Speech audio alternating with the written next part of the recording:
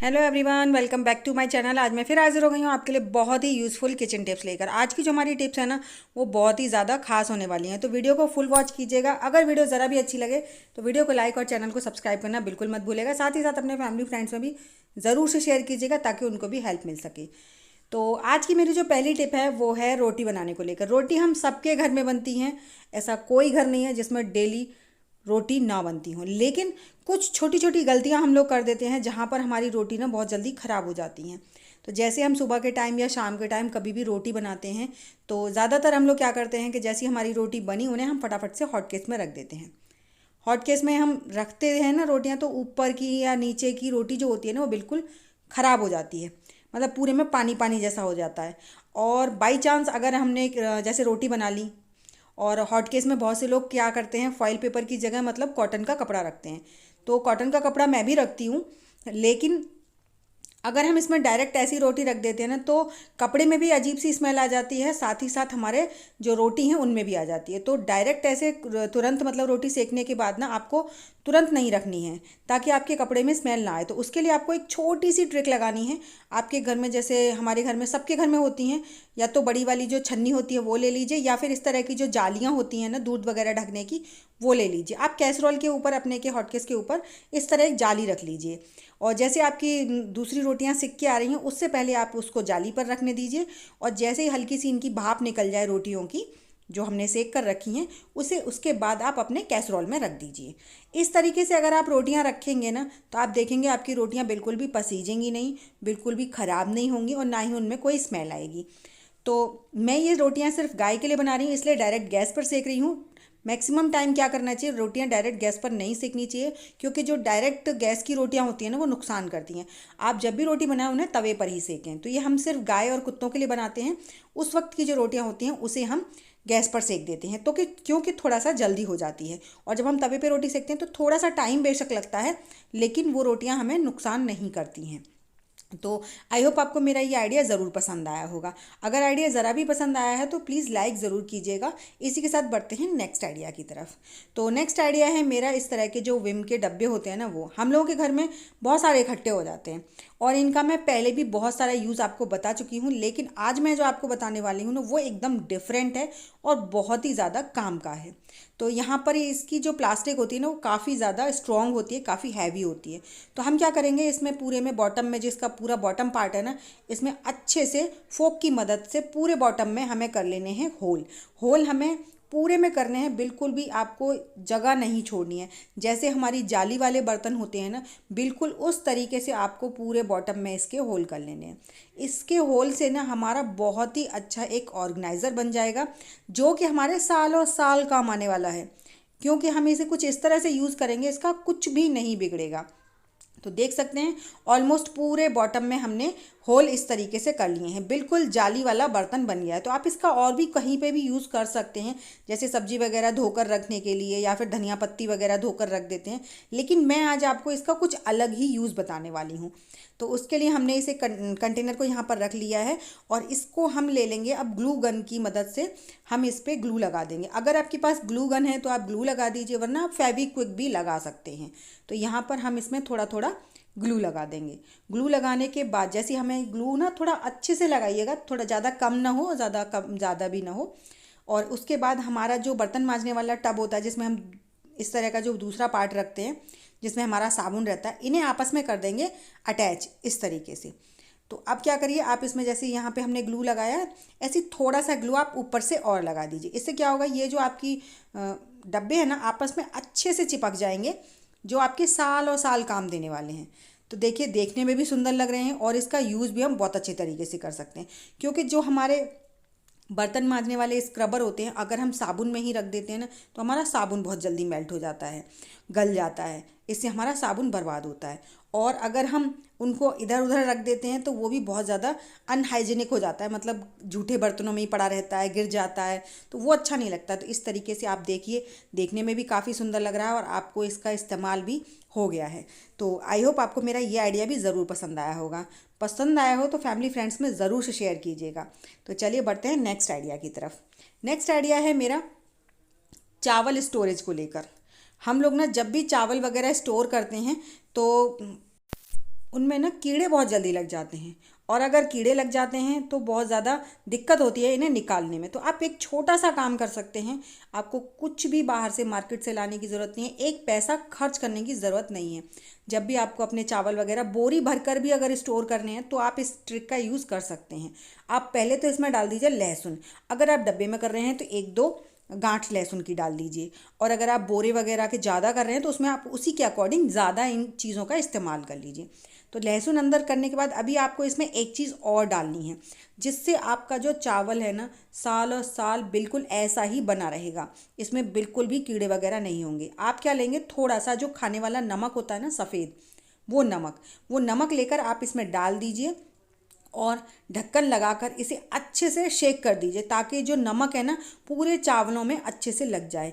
नमक में आपने कभी भी कीड़े नहीं देखे होंगे, है ना। नमक में कभी कीड़े नहीं होते हैं, इसीलिए आप जब भी दाल चावल आपको ऐसी चीज़ कोई भी स्टोर करनी है ना, तो आप इसमें हल्का सा नमक डाल के आप उसे अच्छे से शेक कर दीजिए, ताकि नमक पूरे में लग जाए। इस तरीके से जब आप अपने राशन को स्टोर करेंगे ना, तो देखेंगे कि आपका राशन हमेशा ऐसा ही बना रहेगा, इसमें कोई कीड़े वगैरह नहीं होंगे।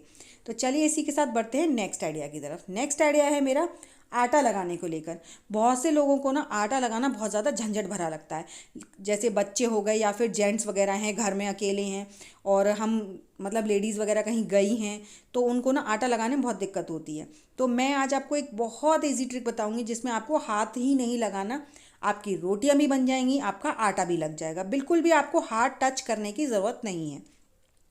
तो आपको जितना भी आटा लेना है आप उतना आटा ले लीजिए, और उसके बाद विस्कर या फिर चम्मच जो भी आपके घर में अवेलेबल हो आप वो ले लीजिए। उसके बाद नॉर्मल टैप वाटर से आप उसमें थोड़ा थोड़ा पानी डालते जाइए और उसे मिक्स करते जाइए। एक साथ ज़्यादा पानी मत डालिएगा, या फिर बिल्कुल कम मत डालिएगा, जिससे ना का गांठें वगैरह बनने की चांसेस रहते हैं। और गर्म पानी तो बिल्कुल मत लीजिएगा, अगर आप गर्म पानी ले लेंगे ना तो गुठलियाँ बहुत जल्दी बन जाती हैं। ठंडा पानी रहेगा नॉर्मल बिल्कुल, तो उससे आपकी बिल्कुल भी आटे में गुठलियाँ नहीं बनेंगी। तो आप उसमें धीमे धीमे करके पानी ऐड करते जाइए, और एक स्मूथ टेक्सचर का पेस्ट आपको बनाकर तैयार कर लेना है। बिल्कुल टाइट नहीं रखना है आपको, क्योंकि हमें इस आटे की रोटियां बेलनी भी नहीं है, हमें सिर्फ इन रोटियों को सेकना है।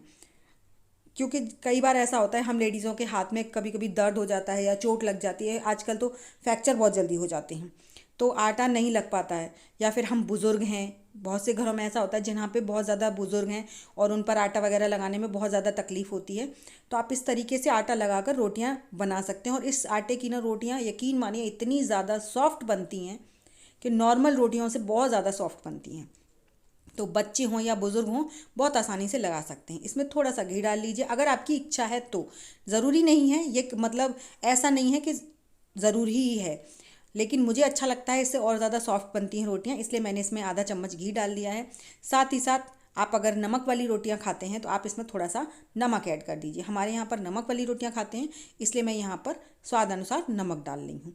तो इस तरीके से आप इस आटे को लगाकर और झटपट से रोटियां बहुत सारी बना सकते हैं। मैं आज आपको ना इस आटे से 3 तरह की रोटी बनाना सिखाऊंगी। बहुत ही आसान ट्रिक है और बहुत ही टेस्टी और स्वादिष्ट रोटियां बनती हैं।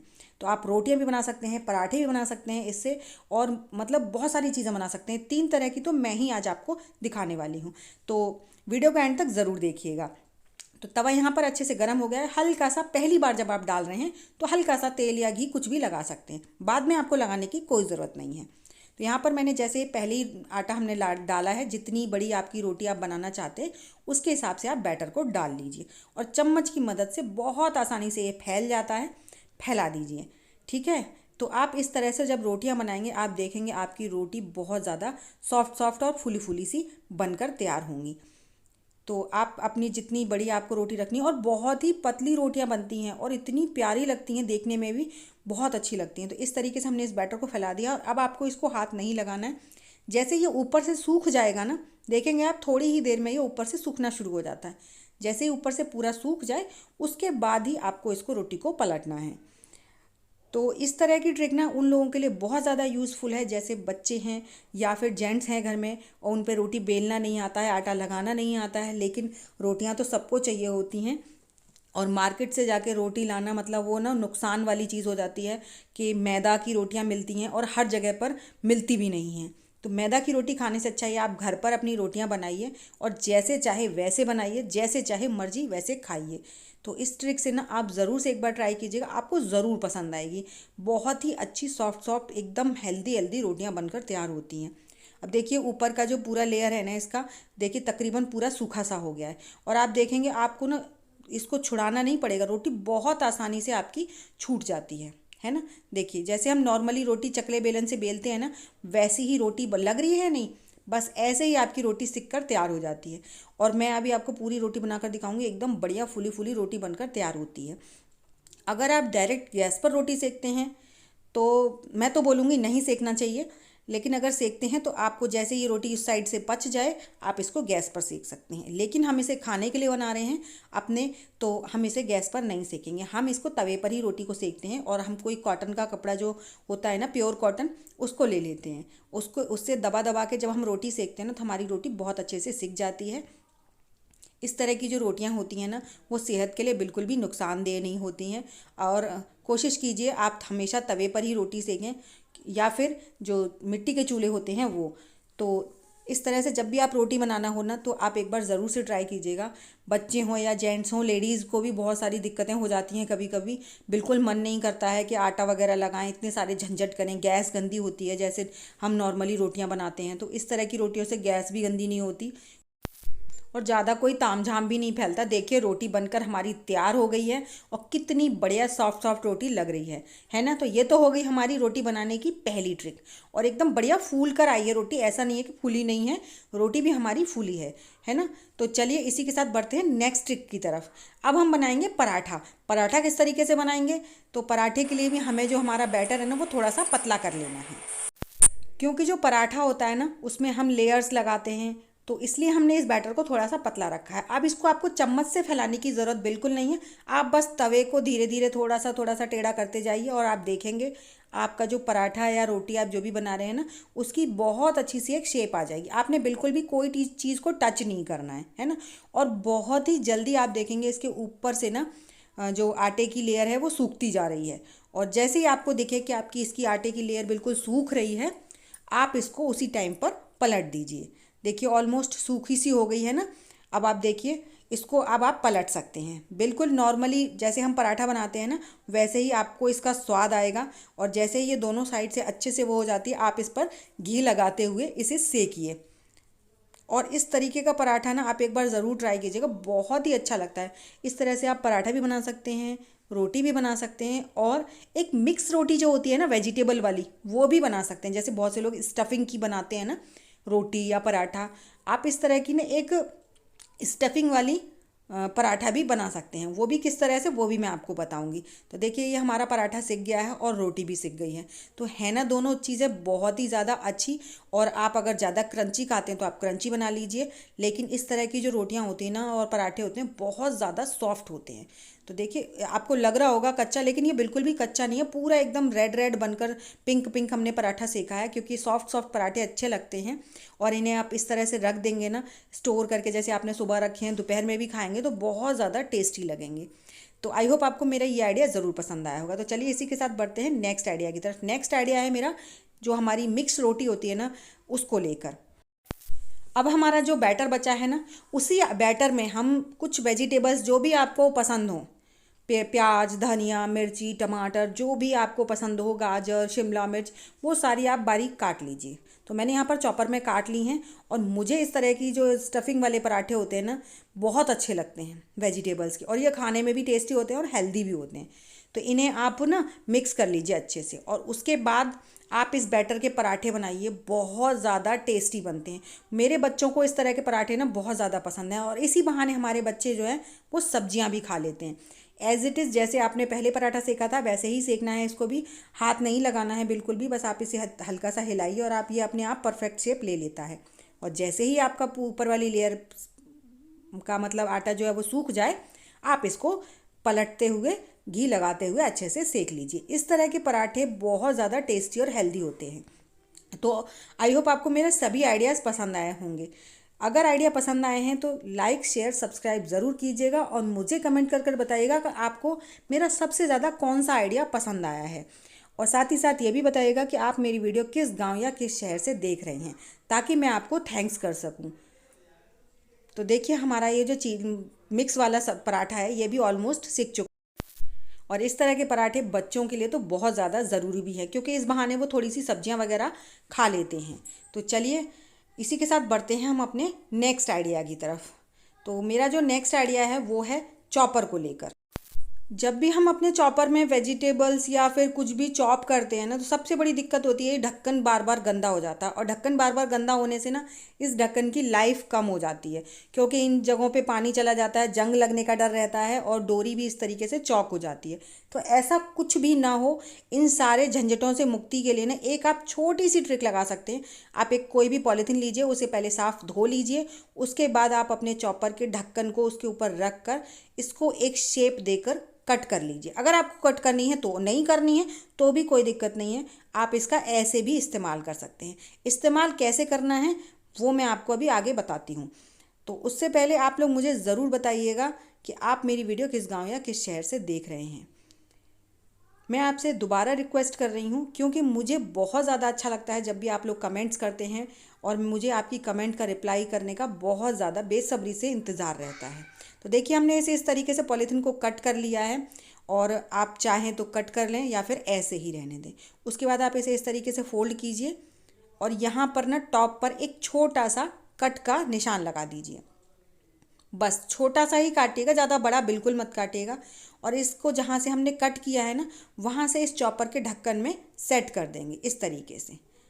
इस तरीके से जब हम इस ढक्कन में इसे सेट कर देंगे ना, तो आप देखेंगे आप कितनी भी अपनी वेजिटेबल्स चॉप कर लें, आपका ढक्कन बिल्कुल भी गंदा नहीं होगा। और जैसे ही आप इसको लगाते हैं वैसे लगा लीजिए, और मैं आपको पूरा चॉप करके अभी दिखाऊंगी। देखिए बिल्कुल भी हमारा ढक्कन बिल्कुल गंदा नहीं होता है, और आपको ढक्कन को धोने की ज़रूरत नहीं, क्योंकि हम अगर इसे धोएंगे नहीं तो इसमें बिल्कुल भी पानी नहीं जाएगा। पानी नहीं जाएगा तो ये ख़राब नहीं होगा, क्योंकि जो चॉपर होता है मेन पार्ट इसका ढक्कन ही होता है। अगर ये ख़राब हो जाता है तो हमारा चॉपर का कोई इस्तेमाल नहीं हो पाता है।